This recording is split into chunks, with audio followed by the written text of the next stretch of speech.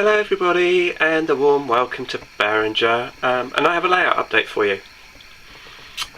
It's part of the general knowledge series, and once again those of you who have seen my channel before will know that this is just a little bit of everything. So I've been doing a lot of work around the layout, and also there's going to be a new edition, a very special new edition, and also some more money saving tips to go along with it, as well as a bit of a general update. So without further ado, we'll get on with it. So here we are at the town end, town scene, as you can see, and this is the area where I've generally been working around the B&Q, which is what I've done recently.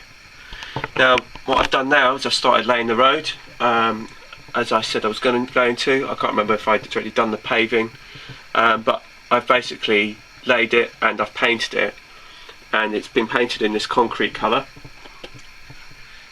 This is what paint I had left over, and I thought, well, let me just see how it comes out. And basically the paving was like this. It was a mishmash of colours, and basically I've just gone and painted it with some concrete paint and married it all up, and that's basically how the roadway looks. And my RCL is just parked in the bus lane, because basically the bus will, if I just show you it from this point of view, we'll just be driving along, and then we'll pull into the bus lane to pick up some passengers here, like so. So that's where that's going to be. Now what that does is it allows me to put some shops along the back, but they're not at an angle, and it breaks up the angle, and it gives a nice little slip road for the bus lanes to go into. So that's where they're going to stop to pick up their passengers, and obviously this will be the main road coming to and from, and then that will be that part of that. So that's how that currently looks. I've got a number of buildings which I think I am going to be doing some more scratch building along the back here, because there's a couple of buildings that I'd like to add. One of them is going to be bespoke, one of them is going to be a department store, and the other one will just be a food store, like a Tesco's or a Sainsbury's or something like that. So that's what's going to be going along here. I haven't quite figured out how I'm going to do it. I've got the card to do it, so that's going to be one area that I'm going to be tackling shortly. So if I just show you how that's going to pan out, and then obviously that will be like a giveaway, and then the bus will kind of pull out and make the left turn. So, and a good way to do these roads, and it is a tip, because I know, being a bus driver myself, is to create realistic curves on road layouts and things, is to take a bus and do that, or a large vehicle like a lorry or something, because then it's just a good way of just playing with them, just so you can get a feel of whether or not, when the bus makes the corner, whether it's too tight or too shallow, or how it goes, and then you just get a better feel for the road then. That's just my own personal thing. But yeah, so that's this end sorted out.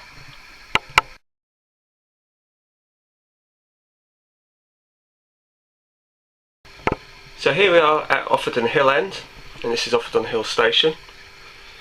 And I've currently been debating, I'm toying with one or two ideas as to what I'm going to do down this end, in terms of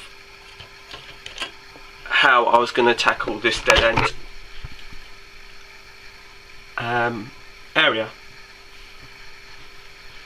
And one of them was to put this tunnel mouth on the top here, and then sort of scenic it over, but I wasn't really overly keen on that idea, in truth. And the reason why I wasn't overly keen is I didn't feel it was realistic enough for me, just because I just thought, well, you got the tunnel mouth here, and I don't know, it just didn't seem right, it didn't sit right with me. And then obviously I was trying to work out if I was to put a little bubble car or the DPU along here, whether or not how it would sit on here, and I just thought it doesn't quite look right. So what I've decided to do, and here's the money saving tip part of it. Whilst I'm here, let me just show you some of the other scenic work I've been doing. I don't know if I showed you this on the last bit, but I put some more bushes in. I've just been doing that along here just to break it up and make it a bit more realistic. And if I go along down here, as you follow, get down to here, I've also been doing some filling here, which I've just added a bit more scenery, a bit more bushes, and also I don't know if I showed you this before, but when I did the ballasting before, clearly some of the ballast wasn't glued down properly, and then there was gaps. So basically I've re-glued it all and filled in the gaps and everything like that.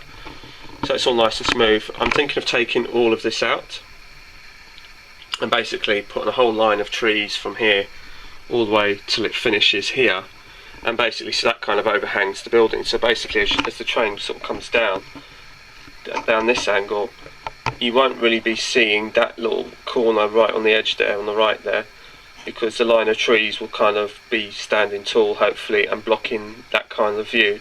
So as you come down, it will just, you won't really see what's coming around the next corner type thing, because it'll all be covered by the line of trees, which I think will make a good angle and a good viewing platform.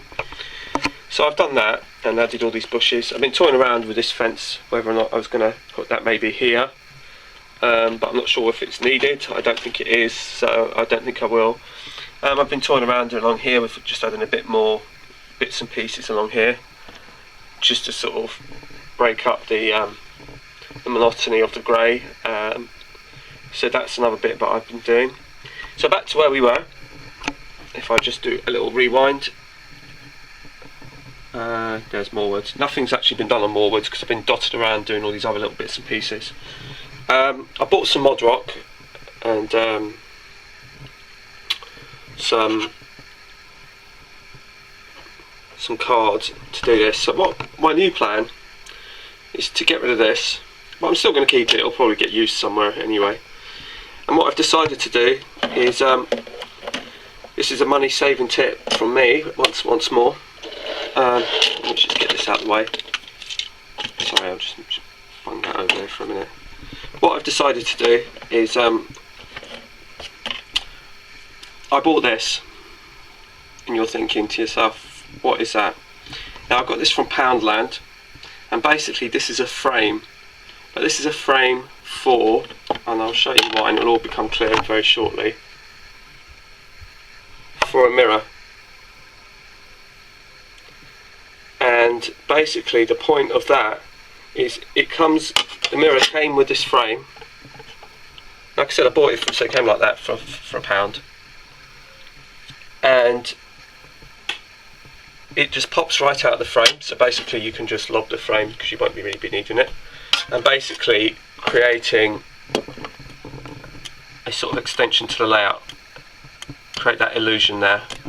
So I haven't decided how it's going to go yet, but basically it's to make it out like this dead end siding is actually much further and give the illusion that it is. Now I'm sure it's an old trick, I'm sure a lot of you know this already, but for those of you who don't, yeah, something new to try. So this is a cheap mirror tile from Poundland, and you can see already the impression and the illusion that it gives, that it does go on and on. So that's the whole point of what I'm going to be doing here, is be doing that, and then obviously I'm going to have an embankment that sort of goes along there, and a fairly steep embankment that's going to go up and over and along here. So that's kind of the plan. And again, like I said, it's just a cheap mirror from Poundland, but it's a very effective way of doing it, and it's a nice little tip for the layout, just to extend the layout or give the impression that it's an extension of the layout. So I think that's a pretty neat little trick, especially since it's only £1.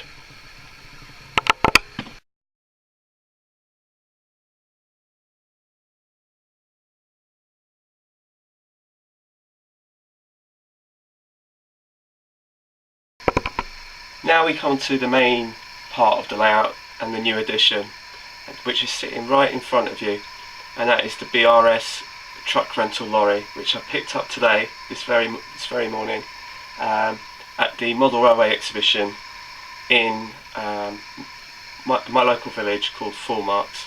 They're having a little Model Railway exhibition, and I come across this little beauty, and God knows I've been banging on about it for ages, that Oxford Diecast do not seem to have enough vehicles, period vehicles, around the 80s era. And lo and behold, I found out that this week they have released this very model, and I was very fortunate to pick it up. I'll try and bring it a little bit closer. And it looks so cool. I'm so pleased with it, actually. I really am. I think it's a great model, and it fits just right in the era that I'm modelling.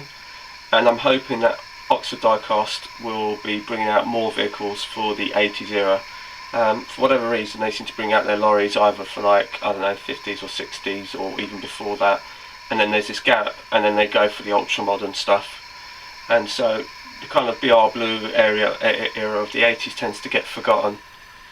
And it's just such a beautiful beautiful truck, and it just sits in so nicely with my layout. It really does fit in remarkably well, and I think it's one of those vehicles that will just kind of give a real kind of period feel to it. You'll know exactly when it was. I just sort of try and slowly pan round so you can have a good look at it. And she's a real beauty, I have to say. As soon as I saw it, I just picked it up and went, yeah, I'm having that. Now, the only thing that I would say is that it's got a great detail in it, but it's got one little bit of detail, which is no biggie. I can do it myself. But it has got it's got front lights, it's got registration plates on both ends, but it just doesn't have the rear tail lights on it, which is something that I could just quickly paint in just to give it that bit of extra detail. But it's no real biggie. I just think she's a real beauty, and yeah, it's really enhanced my layout. It's a great little addition to the layout, and I'm very happy with it. So that just about concludes everything that's been done to the layout recently, and hopefully at some point I'll be getting on with some more, and when I next have a progress report, you will be the first to know. So thanks for watching. Feel free to comment and subscribe, and I will speak to you soon.